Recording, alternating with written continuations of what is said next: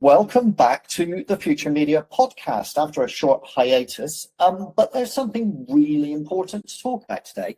Australia is once again stepping forward into the policy space to try and get big tech companies to pay for news content that they use. Now, Australia was the forebear of this the first time round with a thing called the News Media Bargaining Code, which turned about $250 million back to a return, $250 million a year, back to publishers for several years until Meta pulled out.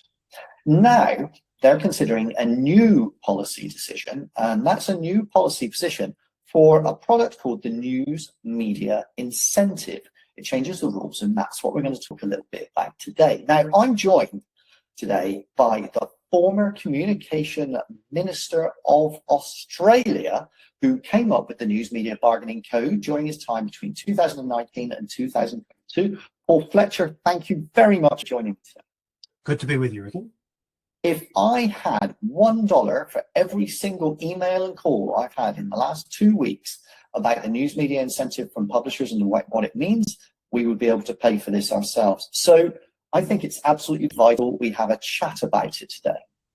So at the moment, it's a policy document. It's out for discussion. I think it's out for a couple of more weeks to get people's feelings. But why don't we start back at the beginning with the News Media Bargaining Code? Paul, can you tell me where it came from and why Australia decided to step into the breach? Because it was a wide chasm of policy in the world, but Australia decided to fill it and became famous for it. Why did you do it? A very good question, Ricky. So going back to 2019, the Australian Competition and Consumer Commission, our competition regulator, produced a very long report on the so-called digital platforms, the focus being on Facebook and Google. And that report had been commissioned by our previous treasurer, and at that point, the Prime Minister, Scott Morrison. Cut a long story short, it recommended that there ought to be this mechanism requiring the digital platforms, Facebook and Google, to negotiate with Australian news media businesses, so television stations, newspapers, in relation to content generated and paid for by those news media businesses, but which was being used by the digital platforms to attract eyeballs and to monetize. And the fundamental logic was, and the reason that we dealt with this as a competition problem and got our competition regulator to look at it, the fundamental logic was that in an ordinary market, if Facebook and Google didn't have the immense market power that they have, they would have, on ordinary commercial grounds, been required to sit down and negotiate with Australian news media businesses, whether it be Nine Entertainment Limited, owner of one of our television networks and several of our major newspapers, or News Corp, owner of the majority of newspapers in Australia by market share or readership, or Seven West Media, owner of another big television network and a significant newspaper. In an ordinary market, Facebook and Google would have found it necessary to sit down and have commercial negotiations with those players and other media businesses for the use of the content generated and paid for by those businesses. Yeah. But they didn't. And so we decided to act based upon the advice of the ACCC. It all came to a head with COVID in early 2020 when advertising revenues at the news media businesses fell over a cliff, and that created some additional urgency. So we announced probably mid-2020 that we were going to legislate for a mandatory code that would impose upon the digital platforms an obligation to negotiate with the news media businesses if the news media businesses chose to initiate such negotiation. And that played through into legislation which passed our parliament in 2021, supported right across the political spectrum. Yeah. But this wasn't a unique Australian problem, right? Every publisher in the world has this problem. So why was it Australia that decided to do it? I think, when you think about it, these companies are American. So you can kind of see why America wouldn't want to do it. But you've got all of Europe, enormous resources coming out of its ears, huge market. They could have done it. but kind of got lost in the bureaucracy. So it kind of rattles down through this kind of pachinko game and ends up in Australia. And then Australia does it. You do it, right? Why? Why was it Australia? I think there are a couple of factors. Firstly, we had, throughout our time in government, so I was a member of the Liberal National Coalition, which was in government from 2013 to 2022, and we did have a real priority in relation to regulating the internet, and the mantra which we repeated many times was that the rule of law needs to apply when citizens are interacting in the digital town square just as it applies when they're interacting in the physical town square. So, for example, we introduced legislation to establish what became known as the E-Safety Commissioner, and that deals with online safety issues. That was heavily criticised by the digital platforms when we announced that intention, but we did go ahead and do it. It had considerable policy success, and indeed it is now the agency that is leading or driving the world-leading work that is occurring in Australia to impose safeguards so that the digital platforms are not permitted to issue user accounts to people under the age of 16. So first factor was a tradition established over quite a number of years of seeking to regulate the internet. I think a second factor was that we dealt with this issue as a competition issue. A number of European nations had attempted to deal with the same issue. Spain, I think, in 2014 legislated, but it was dealt with as a copyright issue, and ultimately that didn't work. Because we dealt with it as a competition issue, that brought a somewhat different focus, and it meant that as Facebook and Google, or Meta and Alphabet, were weighing up the likely legal effect of the Australian legislation and whether, if they challenged the law in an Australian court, whether they'd be successful, that question would have been judged and they would have been getting advice from their Australian lawyers against the competition law principles that have applied in Australia, which are quite similar to those in many other markets around the world and draw heavily on antitrust legal principles from the US, for example. But in essence, the advice they would have been getting was that as a competition law matter, the law that we passed in 2021 would probably have been upheld by the Australian courts. And a key measure in that law was that if a commercial negotiation was initiated by an Australian news media business with a digital platform and the negotiation failed, the Australian news media business could then initiate a compulsory arbitration and the arbitrator's decision would be binding. Yeah. So the question that had to be weighed up by Google and Facebook in deciding, well, would we challenge this legislation, was it likely to be upheld in an Australian court? And because of our competition law traditions, it would very likely have been upheld. It's interesting. So it's a source of great amusement to all of my journalism friends that I'm now an absolute, I love reading nothing more than legal papers and diving into the details of antitrust. Nobody, anybody would have ever seen that in my stars, but that's really what I'm up to. But that's because competition law has become, you used the word, a brilliant arbitrator for what feels like a massive imbalance. And we're almost back at the Gilded Age, right? Where we've got this power of corporate monopoly and very little political power or public ability to be able to compete against that. I think the fact that we treated it as a competition issue was central, and it did reflect the extraordinary imbalance in market power between these global digital platforms and news media businesses that were also competing for the same advertising dollar and for the same eyeballs, and increasingly over digital channels. Of course, every media business around the world has extensive digital offerings, but when you're up against a competitor that is using your content to attract eyeballs to its site, that's not something that could ordinarily be done, and they're only able to get away with it because of their market power. So that competition law, or that competition imbalance, was, I think, the first reason that we decided to act. I think the second reason we decided to act was as a matter of media policy, that what we want in Australia, as I think the government of every democratic nation around the world wants, is a vigorous independent media, and that will generally require not just government broadcasters, which we have two of in Australia, one fully government funded and one partially government and partially advertising revenue funded, but will also require generally businesses that are funded by advertising revenue together with cover prices. That's to say, they're not getting any money from the government, so they can be relied upon to be independent in the way they cover policy issues and what the government of the day and its political opponents of the day are doing.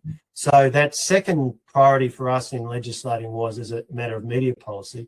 I think our third reason for legislating was simply because of the importance of this issue to the future of our liberal democracy, and our issues in Australia, I'd suggest, are no different to those of any other liberal democracy anywhere around the world, that if you don't have a vigorous media that is covering domestic stories and that sees domestic content as having a distinctive value, then your democracy gets weaker.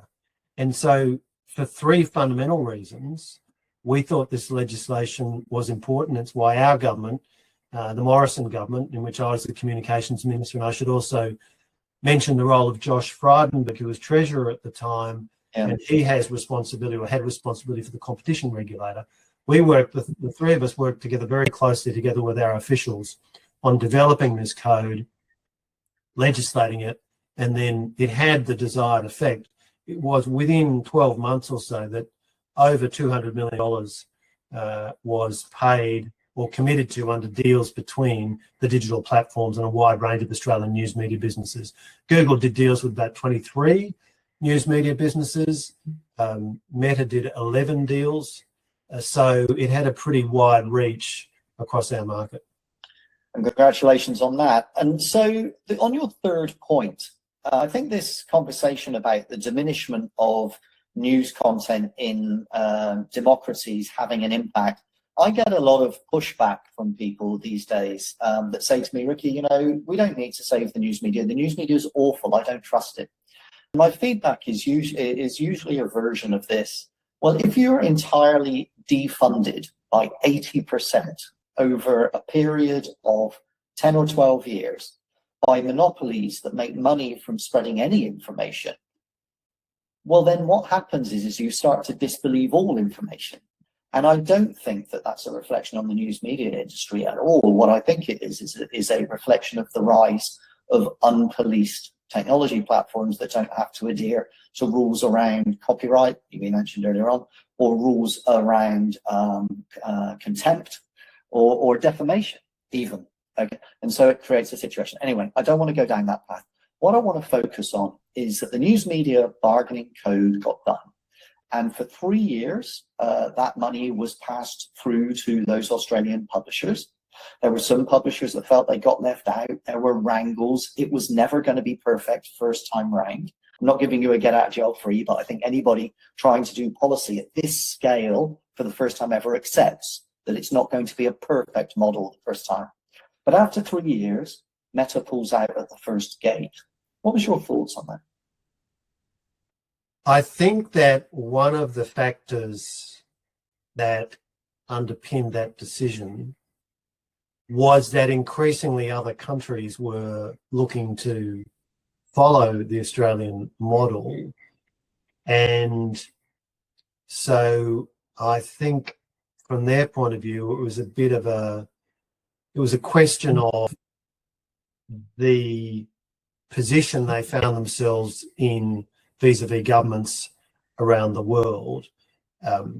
I should make the point that the way we structured the legislation was that it said that an Australian news media business could commence commercial negotiations with, and if negotiations were unsuccessful, force an arbitration with what's called a designated digital platform, I think was the language, but certainly designated. And the Act set out a mechanism for the treasurer of the day, so a very senior minister in the Australian government, to designate a platform. And it also said, it laid out some criteria, including that if a platform had done deals with Australian news media businesses, it was less likely to be designated. So the intention was to create a strong incentive for the platforms to do commercial deals, because if they did that, the formal regulatory mechanism might never come into play. What we wanted to do was regulate just enough to get the outcome, but no more. Now, we had left government by the time that Meta pulled out and didn't renew its 3-year deals. The successor government, the Labor government under Prime Minister Anthony Albanese, chose not to designate Meta, which would have been an option open to them. If there had been designation, then we could have tested whether the arbitration provisions would have worked as designed. In the end, the Albanese Labor government chose not to go down that path, and they announced in late 2024 that instead they would be legislating this news bargaining incentive. And as you pointed out earlier, Ricky, what's happened this week is that the government has now released the exposure draft of that legislation. It's called for comment. I think there's 2 or 3 weeks for comment. But so they have now got to the point of releasing the draft legislation. It's consistent with, so it's the direction they announced in 2024. It's taken a bit longer to get here than they had initially announced. But I would certainly say, albeit, you know, coming from the opposite side of politics, I think this action by the current government is very much continuing the direction that we had set, much as the current Labor government has also continued the direction that we set on online safety, and I welcome that. There are some differences, material differences in design between the approach we took and the approach this legislation is taking. And so we will need to wait and see whether this works. Certainly as an Australian citizen, I hope it does work. And as somebody who cares about a diverse and strong media sector, I hope it works. I do have a number of questions about the way it's been structured, and I'll be interested to see how that all plays out. All right, let's get to that. So just before I do that, I just want to ask you a really quick fire question. What do you think was the biggest success and the biggest failure of the NMBC, of the News Media Bargaining Code, the original one? What did you really think nailed it, and what do you think was a gap that you missed? I think the biggest success was that it did raise significant amounts of money that went to media organisations. And for example, the ABC, our government broadcaster, said that it would quarantine any payments it received to employing more journalists, and it announced an employment of around 50 journalists focused on regional and remote parts of our country. And so that was a real success. If you ask me, were there any failures? In the scheme of things, there's nothing that I'm enormously troubled about, because I think it got a result pretty quickly. It may not have been perfect from a textbook sense, but it did achieve its desired effect. Probably the strongest criticism it's received has been that smaller publishers didn't feel that they were able to be part of it. So I'd acknowledge that there are some people who regard that as a failure. I'd have to say, I think getting a quick result that applied across the businesses that quantitatively employ the great majority of Australian journalists was a prize worth seeking. But I would acknowledge that there are those who say it looked after the big end of town but left smaller publishers without any additional support. All right, thank you. Let's move to the future. So, an incentive. It's interesting. I love the word. It's a very political word for me. We had a news media bargaining code. We're going to do that to you. And now we have an incentive. Why don't we try and do this together and see if it works?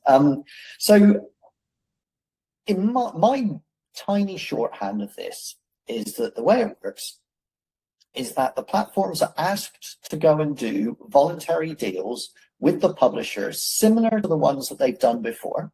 Okay, that's number one. And if you do that, okay, then we will benefit you by providing a tax benefit, a tax benefit on the tax you pay in the country. So you are now incentivized to do the right thing. If you don't do it, it's an incentive with teeth though.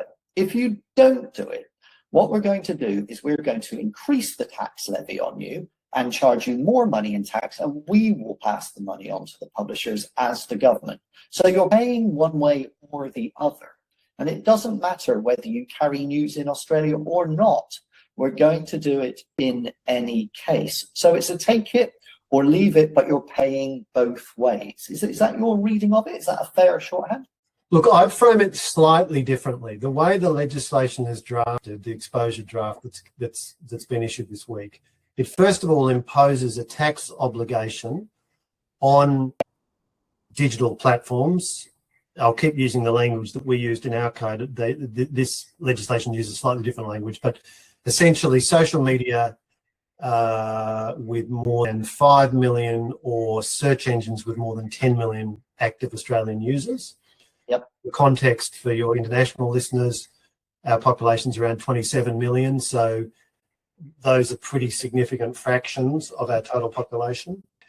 If you are a search engine or a social media platform that meets those criteria, you then have a prima facie obligation to pay a tax on your Australian revenue of 2.25%. However, if you do commercial deals, then the amount you pay under those deals can be offset against the tax. And there's some additional complexities there. Most commercial deals, for every $100 million you pay, you'll be credited 150 million, so it's a 150% ratio.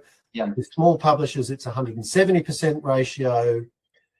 There's a requirement that there must be at least, I think, 4 large publishers that you've done deals with. So there's a bunch of conditions, but assuming you meet the conditions, you can do deals that will completely discharge the tax obligation, and you'll end up paying less than the amount you'd pay in the tax by quite a material amount. But the platforms, if they were asked to comment on this, and they've been fairly critical, Meta's been extremely critical, Google's been critical as well, they would say this is a new tax which did not exist before. Mm-hmm. Now, from recollection, you're an economist by history, correct? That's your background. What do you think about that as a structure? You're not a platform guy. To be fair, what do you think about that as a structure? So the clear intention in the way it's designed is to give a strong incentive to do commercial deals. I think when I read the legislation, the main question that goes through my mind is, how do the incentives work here? What are the bargaining dynamics going to be? So the way we structured our code was to give the platforms a strong incentive to sit down and do quick commercial deals, because if they didn't, they faced the very real likelihood of an Australian news media business initiating an arbitration. Yeah. They were compelled to participate, and the result of the arbitration would have been legally binding. And so there was a considerable measure of risk there. And by doing a commercial deal early, they could de-risk. Mm-hmm. So that's the way we set up the incentives. Here, the incentive is intended to be that if you, as a digital platform operating in Australia, don't do commercial deals, then you'll be hit with a big new tax. To my mind, one of the questions I think that'll go through the mind, well, I think there's a number of questions. First, is that consistent with the free trade agreement between Australia and the US? We thought about that issue very carefully when we were designing the News Media Bargaining Code. That would be an issue regardless of what US administration was in power, even if it was a business as usual US administration.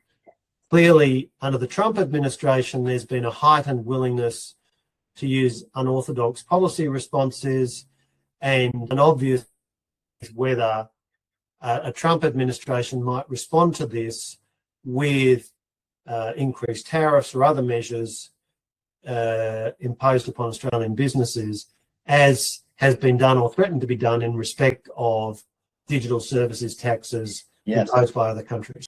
So I think you've got a couple of threshold questions there about how an American government might respond, and it is important to emphasise one of those questions, namely, does this breach the US Free Trade Agreement, Australia-US Free Trade Agreement, was a question we thought very carefully about as we were drafting the News Media Bargaining Code, and it's a question in my mind. I'm not putting it higher than a question, but it's, I think, an obvious question.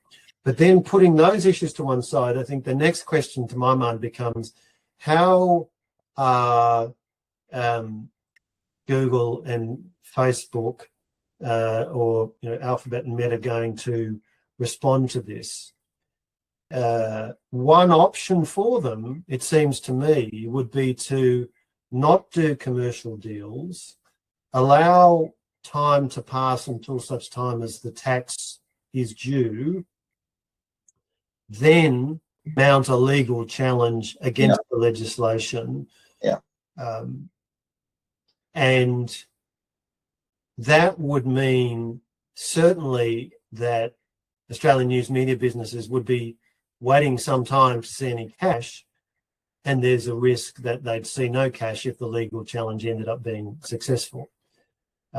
So all of those analyses will be being done by the various players at the moment. I guess, therefore, my conclusion would be, number one, I welcome the fact that the current government is seeking to maintain the proactive position Australia has taken for some 15 years or more in seeking to apply the rule of law to global online businesses operating in the Australian market, as the rule of law applies to any other business operating in the Australian market. So I welcome that. To me, though, my second observation is a lot does turn on the specific design of the regulatory measure.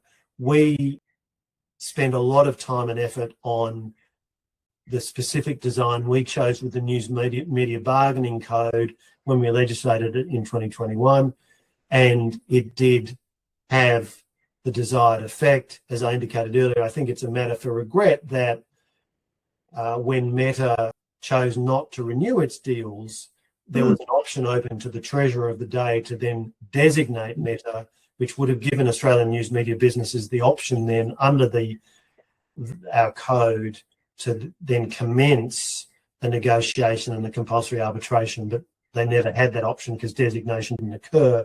I suppose my third observation would be, as I look at the design of this, of the news bargaining incentive that the Albanese Labor government has released this week, there are some questions in my mind, and I don't put it higher than that, but there are some questions in my mind as to how players, and particularly the digital platforms, are likely to respond to this. And then the fourth issue, as I've indicated, is how the US administration might respond under the Australia-US Free Trade Agreement, or in some of the other measures that we have seen the Trump administration using against other nations. If you view this moment in time through the lens of the tech companies, if you view this from Silicon Valley, it's a very interesting time for them as well. So they're all reporting their quarterly numbers literally in the last couple of hours, in the last 2 days. And their numbers are just exponentially rising, despite the fact that they are, maybe exponentially is overstating it, but if you're already a $400 billion company growing at 15% year on year in what's meant to be an incredibly competitive marketplace. But all your competitors are also growing at 22%, 15%, 16%. I've got them all on the wall. If they're all growing simultaneously and they're meant to be in competition with each other, but everyone else that isn't one of those five is losing, you don't necessarily have a monopoly, you have a gang of monopolies, which is a very interesting place to be. And from their perspective, while the revenue is flowing in and the growth is flowing in and the money is flowing in, they are also spending enormous amounts of money to try and build the next generation of technology. And so there is an awful lot going on. They don't want to be bothered with paying the news industry, all right? They just don't care. Let me put it to you like this, Paul. You're on boards, I'm on boards. If somebody turned up at my board meeting and said, I am spending a ton of time working on something that's 0.16% of my P&L, you tell them to go and focus on something else. I just wonder how the tech companies will react, whether they're worried about the precedent, your point earlier, or whether the numbers are so non-meaningful with everything that's going on at the moment that they just ignore it. I mean, you've worked with them directly, you've met with the CEOs of these companies. Do you think we're at the point where the bigger game will distract them, so this just rolls through, or do you think they're just going to fight it on a philosophical basis? I think the initial reaction from Meta and Alphabet in their media responses this week, somewhere between critical and very critical, suggests that they will fight it. And I think the pattern over the last few years has been that they became, or certainly Meta became, increasingly concerned that the Australian approach was going to be replicated in a bunch of other countries, Canada, a range of European countries, et cetera, and they therefore concluded that it was in their interest to fight this, because if it became a default global standard, that was going to be quite expensive for them. I think there's a broader underlying point. The internet has still not been around terribly long. You know, it burst out of the labs and into the consumer marketplace in the mid to late 90s.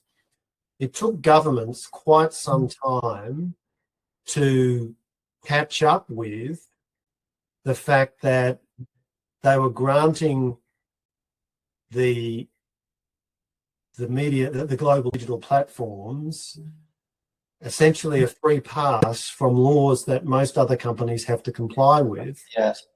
And indeed, you know, the notorious Section 230 of the US Communications Decency Act is a very good example of that. So things that newspaper publishers, TV and radio broadcasters are liable for, digital platforms are not liable for. That's a dramatic competitive advantage. You think about the fact, and you touched on this earlier, that newspaper publishers, TV and radio broadcasting companies employ in-house lawyers and other staff to vet content, to make sure it's not defamatory, to make sure that they're not breaching, you know, national security laws and what can and cannot be disclosed, et cetera, and yet the platforms let anybody put anything up. There's some limited, pretty reluctant scrutiny of small categories of material under extensive pressure from governments, but there's a lot of stuff that is on the platforms, put on the platforms, and their argument essentially is, well, we're not publishers, we didn't write the content, we don't review it. The thought experiment that I used to use in speeches was, imagine I had a business where I put up 100 billboards all around Sydney saying, you know, Ricky Sutton is a crook and is a wife beater, et cetera, a whole series of serious defamatory allegations. And then you came after me in court and my defense was, well, I don't vet the content, I just put the billboards up. People would say that's absolutely ridiculous. But that is essentially what we have accepted from the digital platforms for 20, 25 years. And the work that the Australian government has done over the last 15 years under both of our major political parties, the Liberal Party, of which I am part, and the Labor Party, which is now in power, is partly about saying, well, in this particular jurisdiction, we think that's not satisfactory. And it is clear that there are many other countries that are of like mind. And so there's a fair bit of work to do here, but ultimately businesses, if you're doing business in a particular jurisdiction, then you need to comply with the law of the land in that jurisdiction. And that was certainly the philosophy that we brought to bear in government. And it's I'm pleased to say the current government in Australia, the Labor Party, is building on the work we did in relation to online safety with, for example, the new law to restrict platforms from allowing social media accounts to be held by people under 16. Well, you've been very generous with your time, but I just want to ask you one last thing. So I've been investing a lot of time recently reading news headlines from 135 years ago in America, because that was the period of the robber barons, the Gilded Age, the railroads, the original monopolies, when no laws existed for this concept. And it's really interesting to read how public opinion went from enormous admiration for these incredible titans of industry to we're so poor and these guys are buying entire governments. Like, you know, there is a imbalance, we use that word a couple of times, but now an injustice flowing from that imbalance.